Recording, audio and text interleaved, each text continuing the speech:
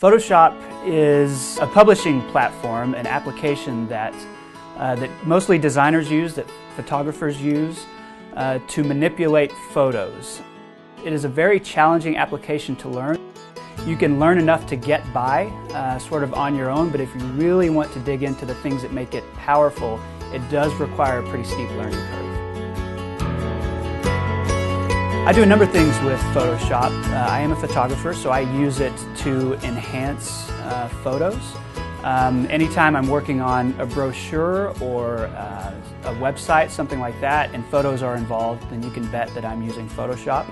I do a lot of work with bloggers and create graphics for them. You might see graphics on Pinterest that have quotes and a pretty background and something like that. Those are primarily done in Photoshop, and I use it for that. If you have seen any sort of advertising in the last 15 years, you have seen Photoshop, and it has changed that medium, that industry more than anything else. And so when you're seeing let's say a beautiful woman, an actress or someone on the cover of a magazine, she has very likely been photoshopped. Most of her flaws have been digitally erased or sort of covered over. When you see things that maybe some meme that's floating around Facebook, it's hard to know these days whether that is an accurate photo, whether it represents the truth of what was captured by a camera, or whether it's been manipulated in some way. In a lot of ways, Photoshop has allowed us to, I guess, enhance certain things related to advertising. And in that way, it's helpful.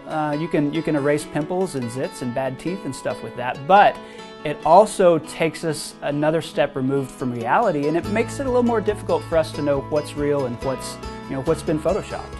Some of the ways that advertising has become more creative over the past couple of decades are very definitely because of Photoshop. It used to be that if you had a great idea, you had to go out and recreate it on camera. You had to build props, you had to go to a certain set. Now with Photoshop, you don't need that. You can shoot against a green screen, you can manipulate objects, pull them out of thin air, you can make things appear that weren't there in the actual shoot, and so it opens up a whole new world of creativity and imagination, which does, I think, make advertising a lot more interesting. The possibilities with Photoshop are endless.